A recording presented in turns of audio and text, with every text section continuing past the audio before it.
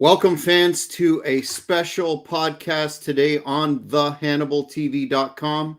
My name is Jack Kilby, Executive Vice President of Great North Wrestling, and I'm pleased to have on today a man who is known as the Croatian Sensation, a UFC Hall of Famer, welterweight champion, the first welterweight champion, and the developer of the Miletich fight systems, the one, the only, Pat Miletich. Pat, thanks for coming on today, sir. Thank you for having me, Jack. Wanted to start off by asking, when we get into the big fight upcoming October 14th, we'll get into some of those details. But before that, I've heard you on podcasts as of late talking about the immigrant mentality and the relationship to the success many MMA athletes have experienced outside of the USA. And I think that would be very informative for the Hannibal TV fans to hear that from you. Yeah, I mean, my family's from Croatia originally, and that's something that Croatians pretty much everywhere I've gone are always very proud of. That it's a very small, part of Yugoslavia, Serbia, Croatia, Bosnia, Herzegovina, Macedonia, those places over there, and folks are pretty proud of their bloodlines from that region of the world. And Croatia is only 4 million people, but yet they're many times the only country that can compete with the USA in basketball in the Olympics and winning gold medals and other events, like water polo, things like that. So it's a unique location in the world, I guess, is the best way to put it. But I was taught to have work ethic, earn everything that you get in life. And years ago, the other side of it, that flip coin was, years ago we started seeing on the news and the programming that they were sending out to Americans a long time ago was, immigrants doing the jobs Americans don't want to do. And I knew that was a bad sign. And they've kind of programmed Americans to think that they're above manual labor. All the things that I grew up doing was, bagging groceries, roofing houses, landscaping, digging ditches. I mean, I did all everything you can imagine. And so I think the minute Americans start thinking that they're above that sort of work, we might be in a little bit of trouble. And fast forward to today, we can see that, a lot of employers can't even find people to work, that they've been financially incentivized to stay home, or just it's kind of been bred out of Americans to be soft and just not go out and get jobs, I guess, to do the work. And so here we are, right? Exactly. You spoke many times in the past about your struggle as a pioneer with mixed martial arts to make the UFC a mainstream entity in light of the political pressure and interference that you encountered.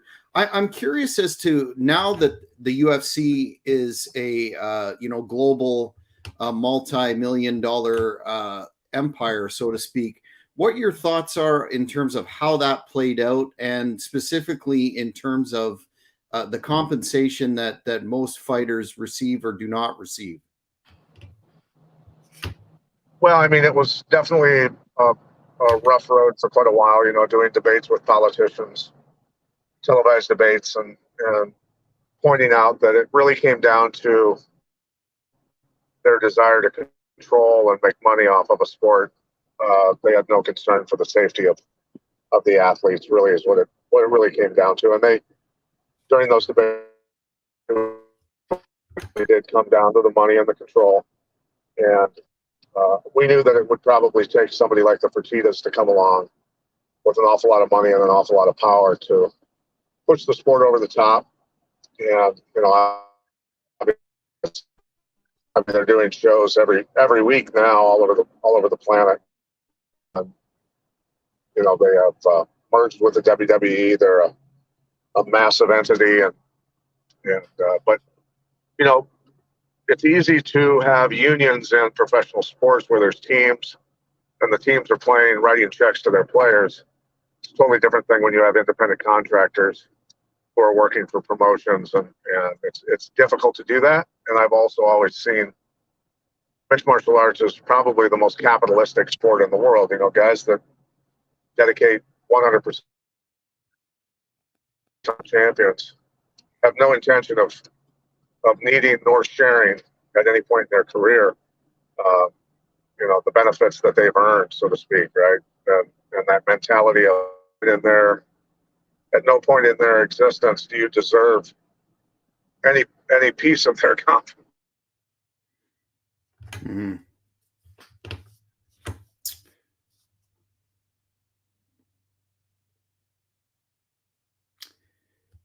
Pat will be back. Appears to be losing signal. I don't understand why that. Okay, we Hello? lost video. Hi, Pat. We lost video, Hello? but hi there. Can you hear us? Yeah, I pulled the video down just so that I could at least hopefully get through the audio. Fair enough. We'll proceed then.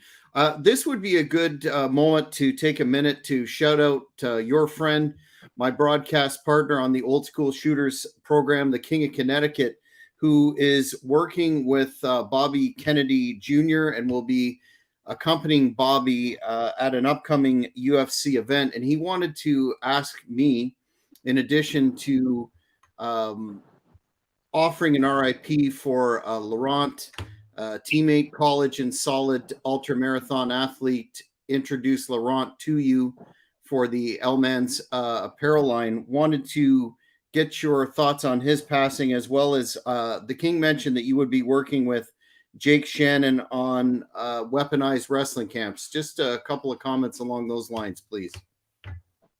I didn't hear the first part of your question, but I'm excited to work with Jake. He's obviously done amazing work with in all those camps, so I'm excited to help out with those. I really enjoy teaching others, so that's something that I'm excited about doing. I did not hear the clothing apparel question though at the beginning. Sorry, I'll restate that. The King wanted to say R.I.P. Laurent Panchaud, a teammate in college and a solid ultra marathon athlete. He says he introduced Laurent to you for the Elman's apparel line.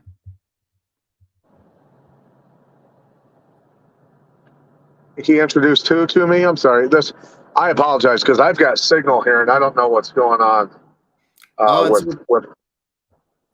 That's okay. It's live. No problem. We'll keep rolling. He said, R.I.P. Laurent Planchard, a teammate in college and a solid ultramarathon athlete. He introduced Laurent to you for the Elman's apparel line. Oh, okay.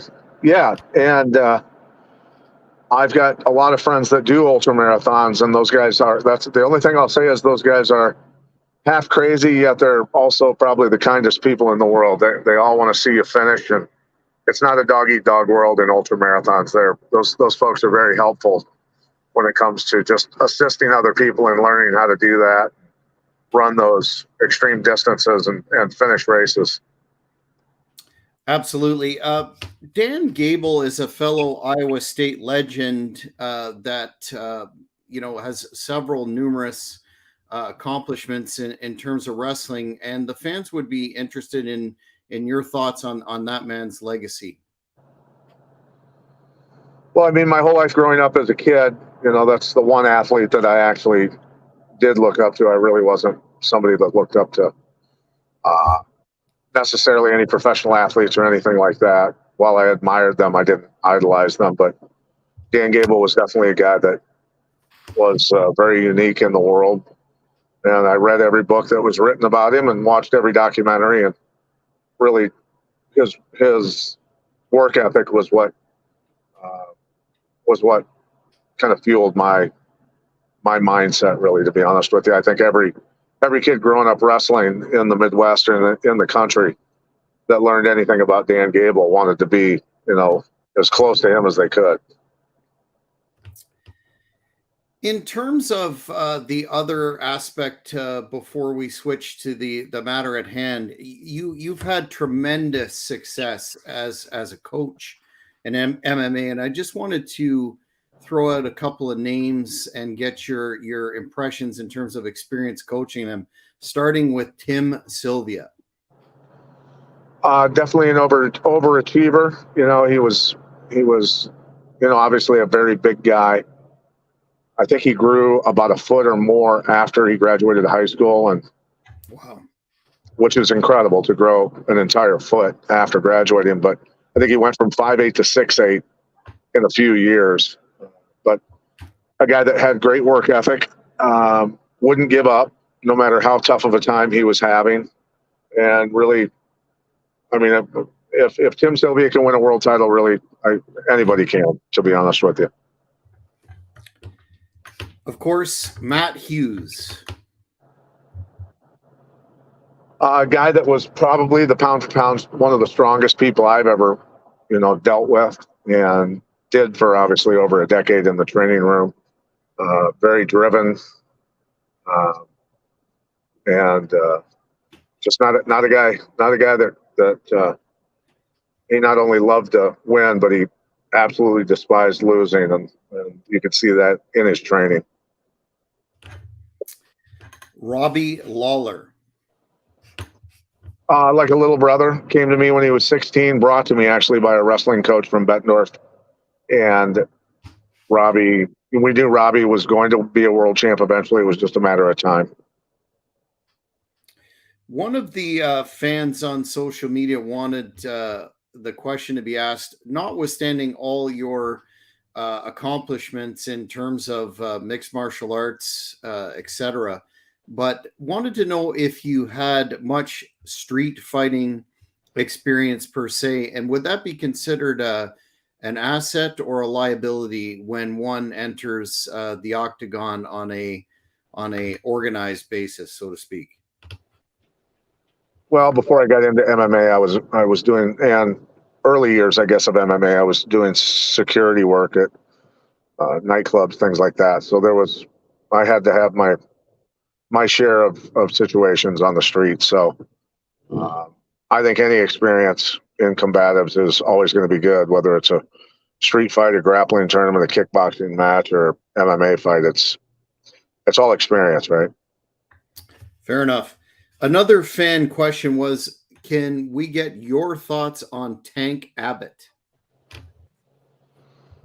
Tank was an anomaly, a unique guy that came into the sport very early on, and I think a lot of people could associate, I guess, and connect with him because he was not chiseled out of stone. He was that big beer-bellied guy that went out and wrecked people, and there's a lot of guys in America that that could probably, I think just picture themselves doing the same thing. So I'm sure, because of that, had a huge fan base.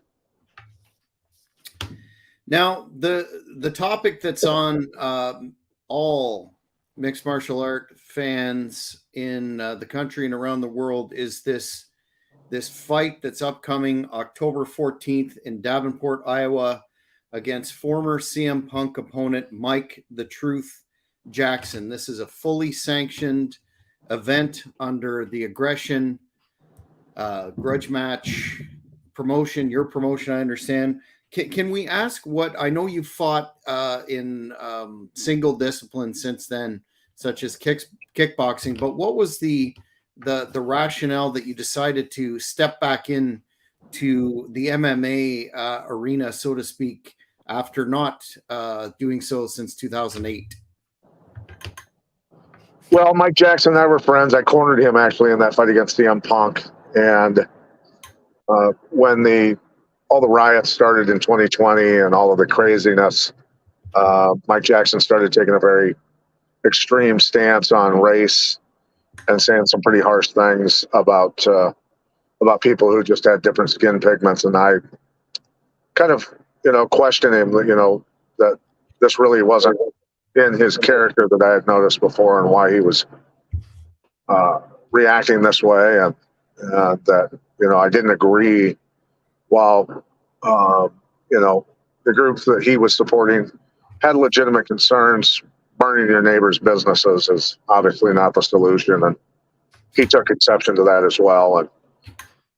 And then when I went to Washington, D.C., just stood there, I didn't do anything illegal, anything like that, and decided to write an article about me. And the headline that he wrote on it was Pat Miletich supports domestic terrorism and white supremacy, and ultimately cost me a broadcasting job. And I mean, it was an attempt at character assassination and financial attack on me. And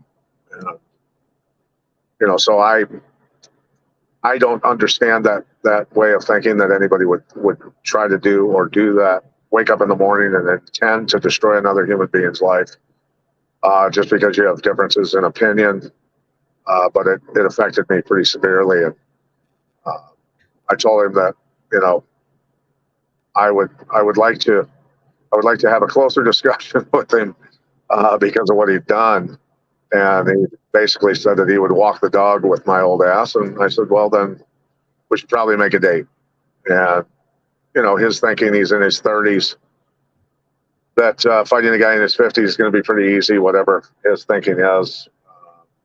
But ultimately, I think more so just the last 3.5 years or more that we as a society in this country and world actually have dealt with, cancel culture en masse. You do what we say or you'll lose your job. You'll need to leave the U.S. military if you don't take an experimental treatment, and all the things that have gone with it. People losing their businesses, their jobs, losing loved ones for a myriad of reasons during the last 3.5 years. That I experienced it personally, and so I feel for all the people out there because I've been through it, and I think at some point, citizens definitely need to take more of a stance of just absolutely not accepting any kind of mandates or orders that are not only unconstitutional but inhumane and destructive to our nation's economy and monetary system and mental health, spiritual health, all the above. And so that's why this is taking place. And honestly, this is something where I feel that people need to take a stronger stance on what's going on in this country and do our best to unite with other citizens. But at some point, you've got to stand up for yourself and your loved ones when it comes to everything that's been happening.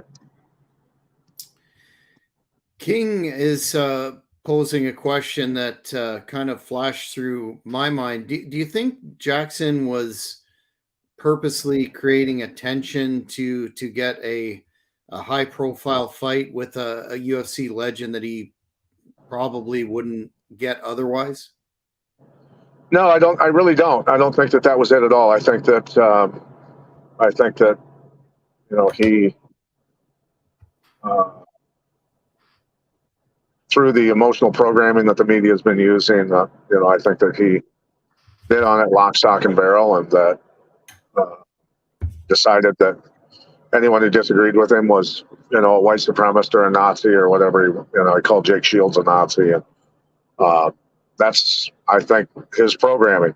And a lot of people have been programmed to think a certain way, and that's sad and it's unfortunate because it's dividing the nation and it's costing us more than I think people recognize at this point.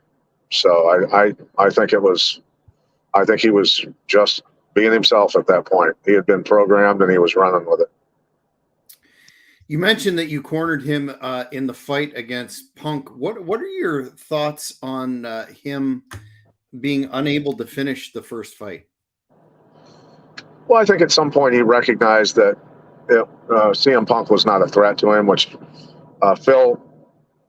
Phil's obviously a great guy. I've talked to him a little bit, not a whole lot, but he's a good human being. He's not an MMA fighter. He's not exceedingly athletic or powerful or fast or anything like that. He's just not a fighter in any way, shape, or form. And I think that Mike recognized that at some point in the fight and maybe backed off a little bit. But that's kind of the way that from my perspective, I saw it all happening. what overall, notwithstanding the quality of Mr. Brooks' character, what do you think globally in terms of pro wrestlers transitioning or making a segue? I know King doesn't exactly see it this way, but getting involved in MMA, what do you think of that phenomenon and Punk's attempt in particular? Look, I think it's great for both sports, and of course, longevity in the sport of mixed martial arts is going to depend on that pro wrestler's background and his ability to, learn the, the applications of MMA, all the tools needed, and the endurance and everything else. I mean, pro wrestlers are some of the greatest athletes in the world, and I think that many are capable of doing it. Brock Lesnar, proved that, and others, I'm sure, will as well in the future. So it just comes down to, I think, each individual.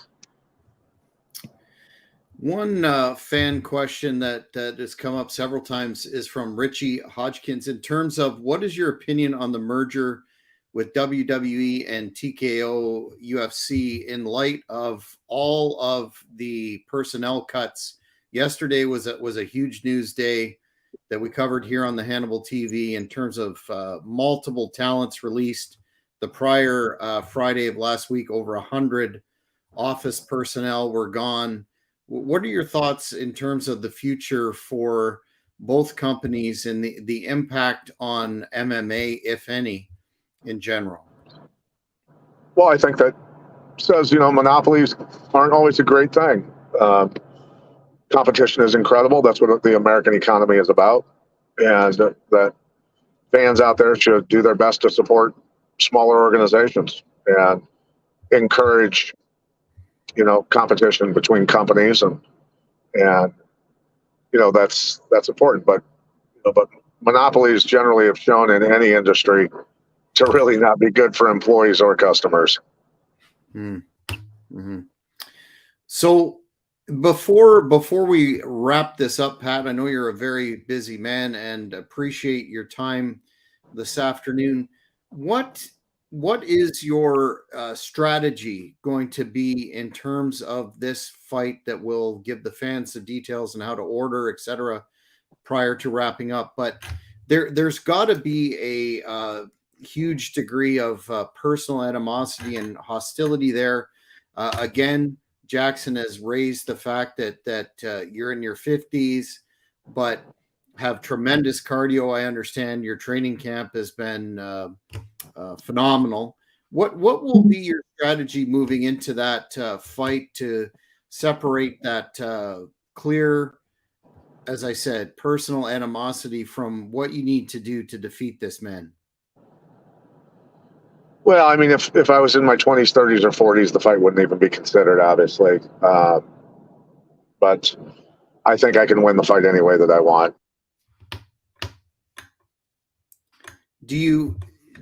Are you approaching this given the fact that again you suffered financial losses, career related losses? Does this influence the way that you're going to approach it in any way at all, or is it another day in the office for a Hall of Famer? Well, I mean, look, it obviously did cost me financially. It was a considerable impact on my life, and more so my children's lives, obviously. But I've lost the animosity, I've lost the anger, quite a while back. It's more about the cause that people just simply have to stand up for themselves at some point during all this craziness. And as far as the fight specifics, I know I can outbox him, I can outkick him, I can out wrestle him. He doesn't have ground skills, so I can win the fight pretty much any way I want. And I think that's for me to do. It's just a matter of going out and being smart and not being careless and taking, not taking him lightly just because, I'm, former world champion, things like that. Well, this is definitely a fight that I am going to tune in for. How can the fans that are interested in seeing this event once again for the Cage Aggression promotion on October the 14th in Davenport, Iowa.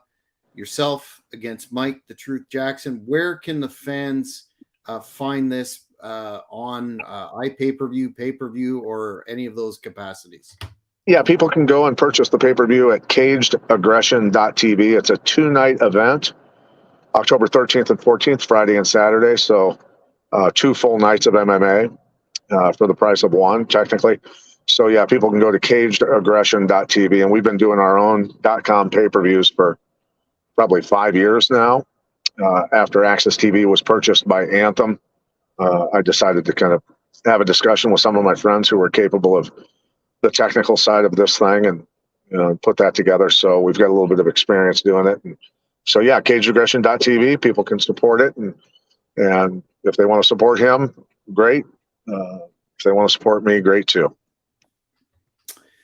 Well, Pat, I want to thank you again for your time today. But before I let you go, aside from the fight logistics that you just laid out, where can the fans find you on social media? And do you have, I know you're involved in a number of other business endeavors that you could illuminate for the fans right now before we let you go. Yeah, obviously my focus has been, I launched a supplement line called Organic Super Soldier, or Super Soldier, that they can go to organicsupersoldier.com to get to increase oxygen at a cellular level and clean their cells out, chelate, synthetic chemicals and heavy metals out of their cells so that they operate better. We've come to the conclusion, it's pretty obvious, that human health is suffering from the impurities in our environment, the heavy metals and synthetic chemicals, and that's really, in my personal opinion, the origin of almost every human disease and sickness at this point, and destruction of our immune system. So people can address that. I feel that this is one of the products that is one of the best in the world at assisting in immune function and athletic performance and overall health. So people can go to organicsupersoldier.com for that. And then also I have been digging into and the world of biological agriculture and organic agriculture with products as well. So people can go to Soil Savior if they want a massive monster garden that's grown without chemicals. They can go to soilsavior.com and order that product as well and treat their gardens or their lawns with that. And then people can follow me on Instagram at PJ Miletich, and I'm on Facebook as well, just Pat Miletich. Well, very much appreciate your time, Pat. Maybe after the fight, we can have you back on the HannibalTV.com for a retrospective of same, but definitely all the best, and we will be tuning in for sure. Thank you for coming on to this podcast this afternoon. Thank you for having me on, Jack, and sorry about the screen, the video part of this. So no worries at all. We're just glad to get your input. Fans, thanks for tuning into this special podcast on the Hannibal TV. We will talk to you later. Thank you for watching the Hannibal TV. Please like this video if you enjoyed it and click the subscribe button to not miss any of our latest